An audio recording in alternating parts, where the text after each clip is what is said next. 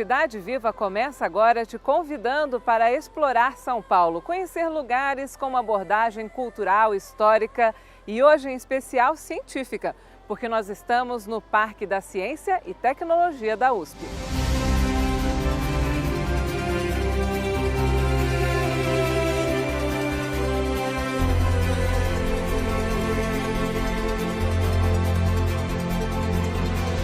O Parque Cientec fica dentro do Parque Estadual das Fontes do Ipiranga, com 141 hectares, sendo 121 de reserva da Mata Atlântica. O objetivo do espaço é difundir o conhecimento nas áreas de astronomia, meteorologia, educação, ecologia, entre outros.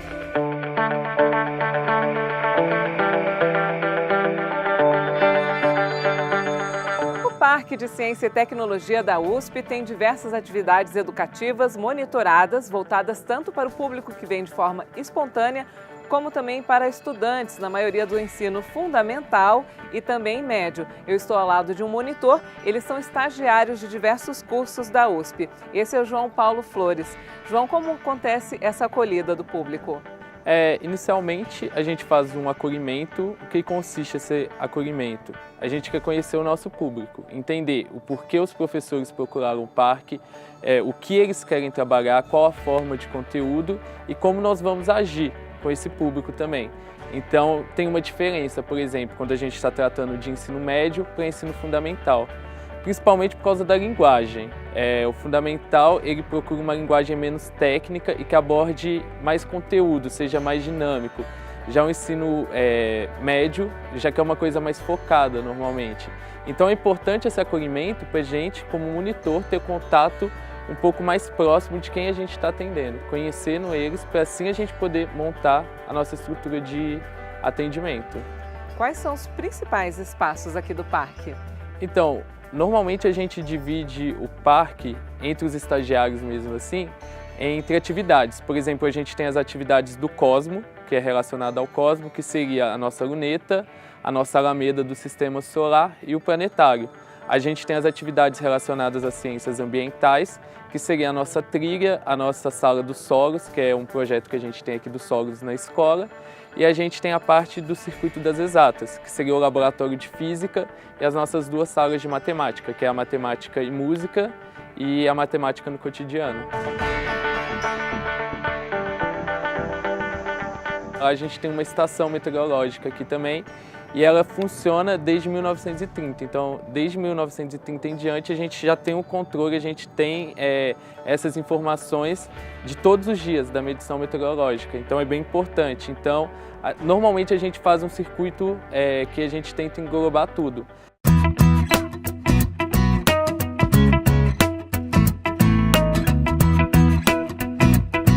Vamos fazer esse percurso começando a explicar o local onde nós estamos, que é um terraço. Isso, esse daqui é um terraço e além dele ser um terraço, ele faz parte de um circuito de uma praça que a gente tem aqui em frente, que é uma praça com a temática astronômica. Esse terraço ele abriga uma luneta, que é a luneta que a gente apelida de luneta Zeiss, tendo em vista ao fabricante de lunetas, de lente, que é o fabricante Zeiss, que hoje em dia é muito conhecido por máquinas fotográficas, filmadoras, por causa da qualidade das suas lentes. E ali a gente tem o que seria a patrona da astronomia brasileira, que é a Musa Urana. Foi criada e desenvolvida pela cultura greco-romana, então ela é a patrona da astronomia. E a astronomia ela tem uma ligação muito forte com a cultura greco-romana, principalmente pelo fato deles serem os primeiros a terem observado esses astros fora da Terra. Então é bem comum, por exemplo, a gente ter relação entre os planetas e os deuses gregos. Por exemplo, Marte, ele seria o deus da guerra na cultura romana. O deus Urano, que seria o deus protetor dos ventos. Assim. A gente tem, por exemplo, Vênus, que seria Afrodite, a deusa do amor. Então, a astronomia está bastante ligada à cultura grega também, então, a greco-romana, é importante ressaltar isso um pouco. E hoje em dia a gente tenta trabalhar esse espaço com os nossos alunos. Vamos dar uma olhadinha nessa luneta.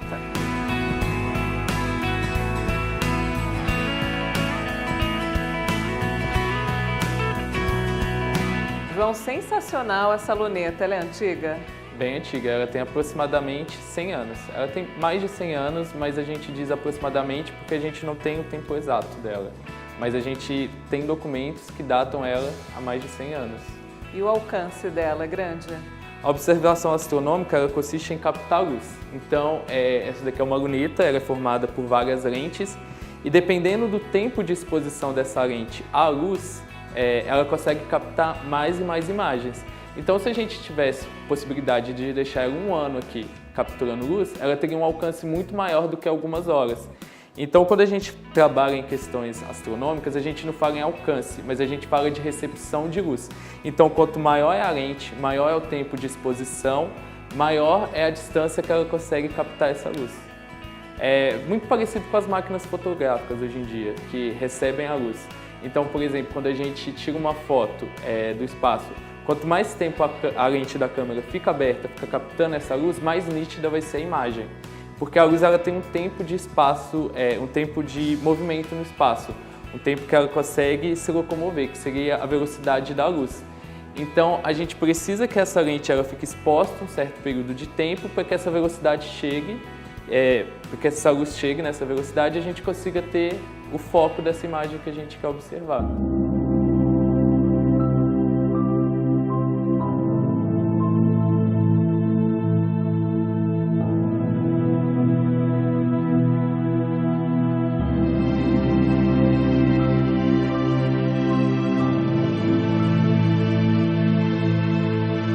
E esse é o planetário, João. O que vocês fazem aqui?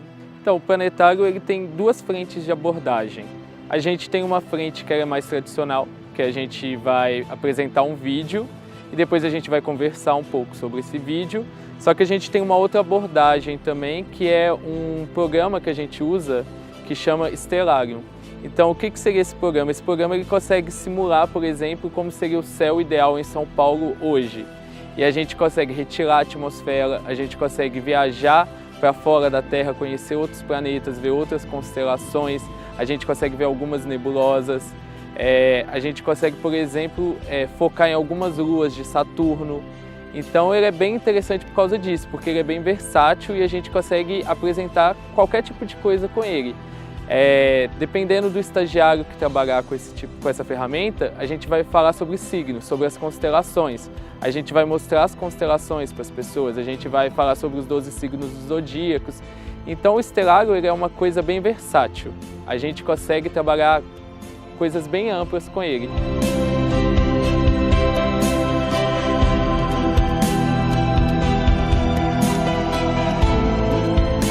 E esse espaço, João, que tem vários planetas em um jardim? Então, isso daqui é a nossa Alameda do Sistema Solar. Ela é uma maquete 3D interativa, que a gente consegue ter contato com os planetas de uma forma assim, tridimensional. E por que eu falo que é uma maquete? Porque uma maquete ela precisa de uma certa dimensão, ela precisa respeitar alguns critérios.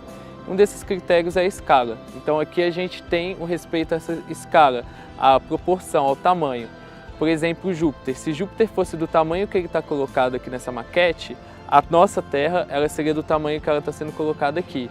Só que aqui a gente tem dois tipos de escala, a escala de tamanho dos planetas e a escala de distância. Por exemplo, onde a gente aqui está próximo de Júpiter, Júpiter ele ficaria ali atrás. Se Júpiter estivesse aqui, o Sol que a gente está vendo que está aqui tão perto, se ele estivesse seguindo a mesma escala do tamanho de planetas, ele estaria lá em Minas Gerais. Então, seria bem desconfortável a gente andar todo esse percurso só para conhecer essa Alameda. Então a gente diminuiu bastante o espaço, a distância entre esses planetas, mas a gente ainda tem uma escala respeitada aqui.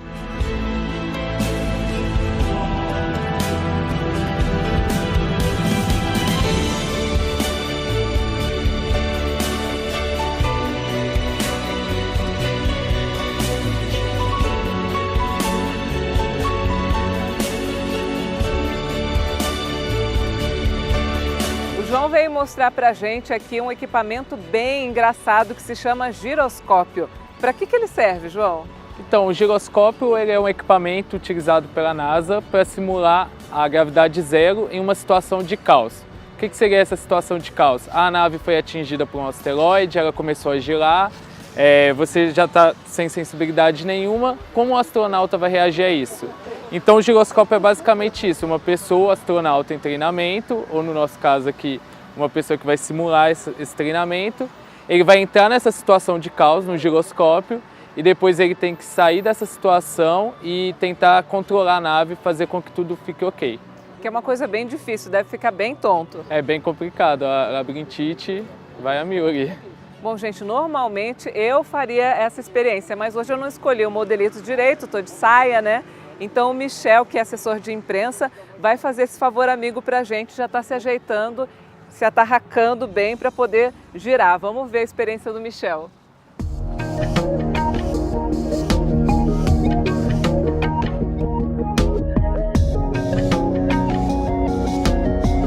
Michel, qual a sensação de estar à deriva no espaço?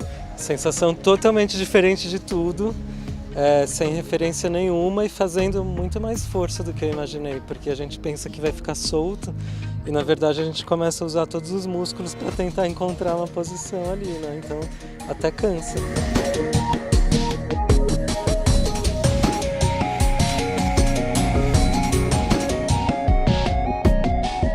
No próximo bloco você vai ver uma trilha utilizada para ensinar sobre as mudanças climáticas e também o Museu de Meteorologia, que conta um pouco da história do clima de São Paulo.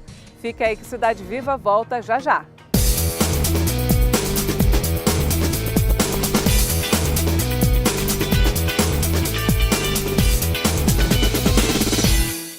Estamos de volta com Cidade Viva, hoje mostrando o Parque Centec da USP, que oferece atividades educativas nas áreas do meio ambiente, física, matemática e cosmos.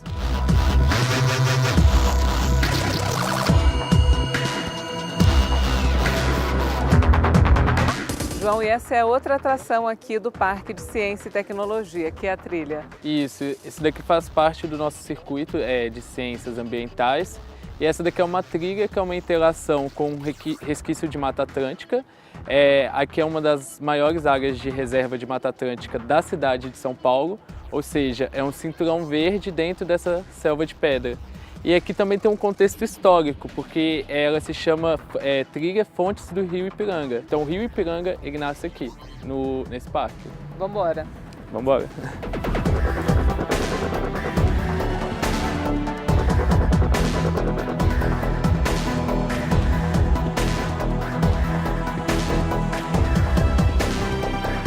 No final da trilha a gente encontra essa lagoa. Isso, aqui nessa parte da trilha a gente tenta trabalhar uma conscientização ecológica. A gente tenta fazer esse trabalho de sensibilização com o nosso público. Por exemplo, aqui a gente tem uma espécie invasora que ela está acabando com o resquício da flora de Mata Atlântica. Então provavelmente daqui a alguns anos a gente não vai encontrar mais Mata Atlântica nessa parte aqui do nosso recinto. Já do outro lado não, a gente já tem uma parte mais marcante de Mata Atlântica. Então a gente sempre tenta falar com eles, vocês vão encontrar pinha, alguma coisa que é interessante para eles pegarem, e a gente pede para não levar para o outro lado. Outra coisa bem interessante é que aqui ao fundo a gente tem uma estação meteorológica. Então o que ela vai fazer? Ela vai pegar características como temperatura do ar, umidade relativa do ar, e o mais interessante dessa estação é que ela vai captar a quantidade de CO2 presente aqui nesse ambiente. Então a gente pensa, uma região de mata, ela está um pouco afastada do grande centro de São Paulo, então vai ser sempre constante. Infelizmente não é isso que a gente observa no dia a dia. Na maioria dos dias normais a gente percebe que é bem constante, mas no período, por exemplo, de feriados prolongados, férias, a gente vê que tem um pico muito grande de CO2 aqui no ambiente. Isso se deve ao fato da Santos Imigrantes, uma rodovia que liga ao litoral de São Paulo, ela está passando bem aqui atrás da gente. Então o fluxo de carros que saem de São Paulo para o interior acaba elevando bastante essa taxa de CO2 aqui nesse ambiente. Isso é perceptível porque a gente tem uma grande comunidade, por exemplo, de líquens aqui. E o líquen ele nada mais é do que um indicador biológico da qualidade do ar. Então quanto mais líquen a gente tem no local, melhor é a qualidade do ar. Então a qualidade do ar aqui é uma qualidade muito boa comparada ao resto de São Paulo. A gente pode ver isso pela grande quantidade de líquens que a gente tem. Só que a gente percebe que esses líquens eles são bem frágeis, porque a gente consegue ver grande parte deles morrendo quando tem alteração do CO2.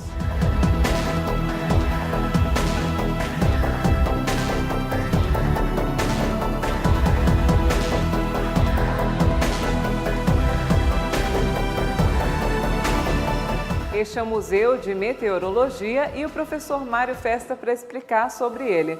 Professor, quando foi fundado esse museu e qual o propósito dele que ele conta? Bom, ele foi fundado em 2011, foi aprovado pela Pró-Reitoria no ano seguinte, que foi um projeto proposto.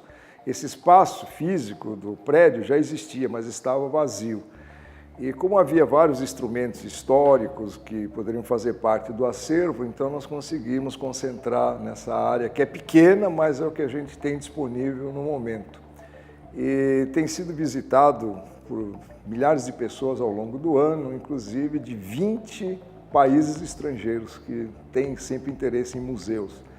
E aqui é um retrato, é um resumo do que aconteceu com o primeiro serviço meteorológico na capital de São Paulo.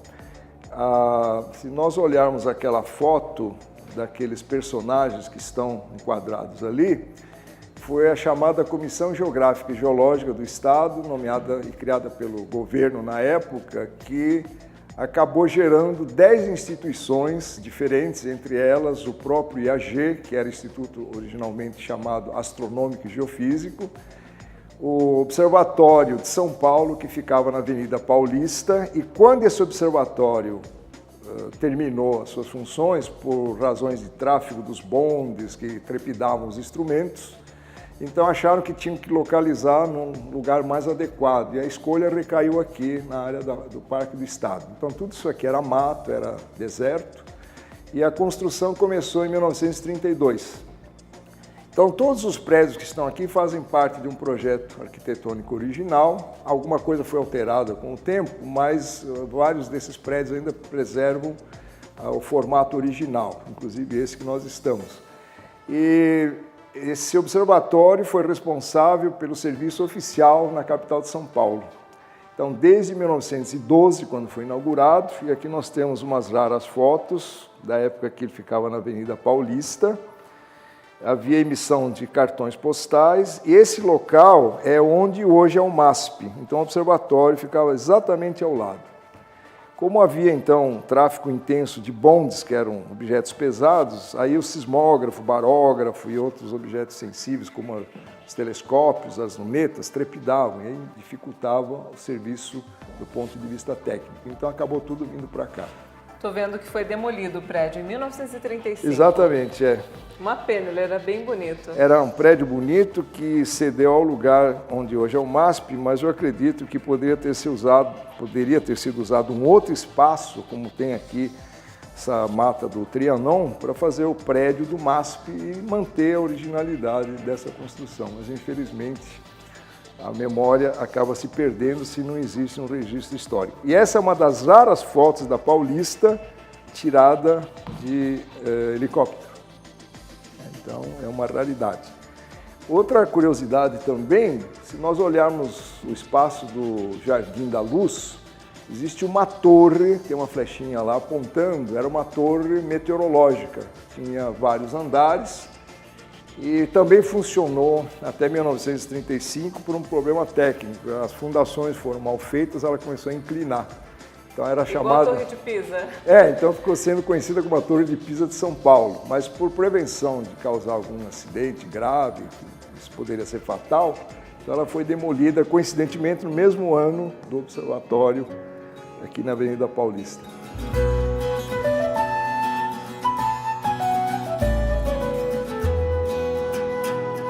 De aparelhos, o que o senhor destacaria? Bom, de aparelhos temos vários que são algumas relíquias, por exemplo, essa câmara barométrica que fazia parte do antigo observatório, ela foi restaurada, ainda funciona e serve para calibrar barômetros. Então, um instrumento centenário que ainda tem uma atividade que pode servir para uso diário. Foi feito para durar. Os equipamentos antigos eram assim, todos duradouros. Aliás, em meteorologia não é aconselhável você trocar instrumentos com frequência, porque você pode ter uma interrupção naquela homogeneidade de informações. Isso pode durar décadas. Então, por exemplo, a nossa estação meteorológica, que vocês acabaram de filmar, ela foi iniciada em 1932, finalzinho de novembro, e funciona ininterruptamente até hoje. Só que ao longo dessas décadas, um ou outro instrumento que vai se deteriorando precisa ser trocado, mas quanto menos você trocar, você tem mais homogeneidade de informações.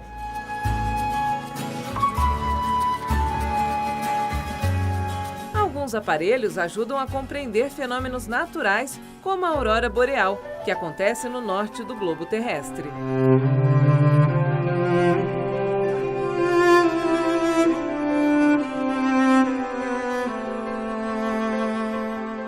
Nós estamos em uma estação meteorológica que já existe há muito tempo para registrar o clima em São Paulo. E a Samantha Martins, que é meteorologista da USP, está ao nosso lado para explicar melhor. Há quanto tempo existe isso? Bom, essa estação ela está em funcionamento desde 1933, medindo aí ininterruptamente informações meteorológicas desse ponto, né, localizado aqui dentro do Parque Estadual Fontes do Ipiranga. Qual a importância da gente ter o histórico do clima de São Paulo? A importância, além da gente ter informações sobre o tempo naquele instante em que está ocorrendo a medição, é ter um histórico, uma média, para a gente entender o clima da localidade, no caso da cidade de São Paulo, através de números. Então eu tenho um valor para representar a média de temperatura, outro valor para representar a média de umidade relativa e um outro valor para representar a média de chuva, por exemplo. Samantha, existem padrões de comportamento do clima, mas esses padrões podem variar bastante. Isso deve ter acontecido. Sim, o que a gente notou aqui, até devido a uma mudança no entorno, né? Na década de 30, aqui era uma área rural da cidade de São Paulo, né? A cidade acabou engolindo aí a área do Parque Estadual Fontes do Ipiranga. Então o que nós notamos é uma elevação da temperatura média aqui, mudança um pouco também nos padrões de chuva, com mais ocorrências de tempestade, e isso deve-se às mudanças locais e deve-se também às mudanças globais, né? A gente sabe que a temperatura do planeta está aumentando em decorrência aí da atividade humana, né? Da emissão de gases de efeito estufa. Então aqui a gente consegue ter uma ideia do efeito local e do efeito global também.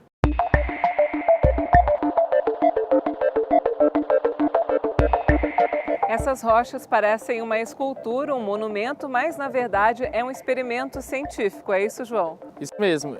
Esse daqui é um experimento que a gente chama de esfera de granito. Ela tem esse nome porque é uma esfera formada de granito e ela tem aproximadamente meia tonelada. Então o objetivo normalmente nas visitas é a gente pedir que os estudantes consigam movimentar essa esfera. Então a pessoa tenta mover essa pedra aqui de 500 quilos. Isso mesmo. O objetivo é tentar movimentar e tem um conceito físico que vai explicar isso, mas tem algum artifício que a gente precisa fazer para que ela comece a entrar em movimento. Vamos lá então, usa o artifício. Então, ela é uma bomba com água. Então aqui a gente tem a projeção de água e essa água ela vai fazer o mesmo efeito que ocorre com a aquaplanagem em um carro, que o carro ele começa a derrapar na chuva. É basicamente o mesmo princípio. A gente está diminuindo o atrito que existe entre a esfera e a sua base a quase zero. Então é por isso que com qualquer expressão de força a gente consegue movimentar ela. Então basicamente o que a gente faz aqui é anular o efeito do atrito, que é o que faz com que a gente consiga se movimentar ou que a gente fique parado em algum determinado espaço.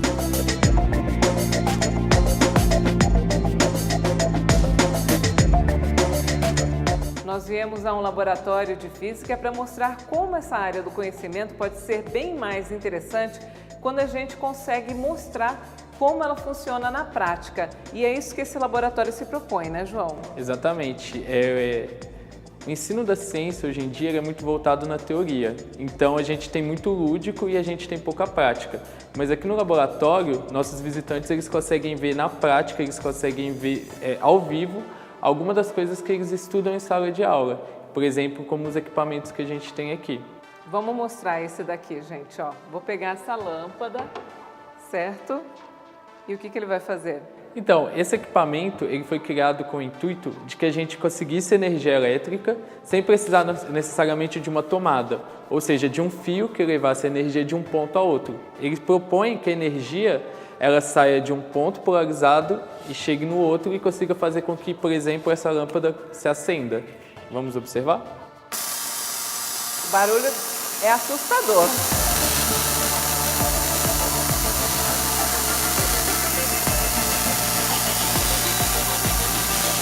Gente, dá um formigamento, não chega a dar choque. O João falou que se eu encostar dá choque, né, João? Se você encostar, dá choque. E se eu encostasse em você com o equipamento ligado, nós dois iríamos sentir um choque. Isso porque o nosso corpo ele conduz energia elétrica e a gente está fazendo basicamente o papel de fio terra aqui. A gente está tirando energia de um ponto muito polarizado e levando para um ponto pouco polarizado, que é o caso da Terra, que a energia vai se espalhar. Só que, infelizmente, esse experimento ele não deu certo. Hoje em dia, a gente não consegue, por exemplo, acender uma lâmpada sem ligar um interruptor, sem a presença de fios, porque isso segue o princípio da DTP, que seria a diferença de potencial. Então, se a minha mão estivesse aqui mais próxima do que a lâmpada, a energia iria para mim.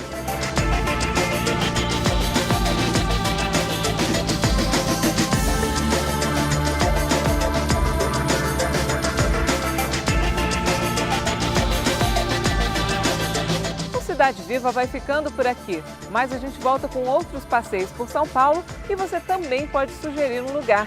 Escreve um e-mail para a gente em tv@câmara.sp.gov.br. Um forte abraço e até a próxima!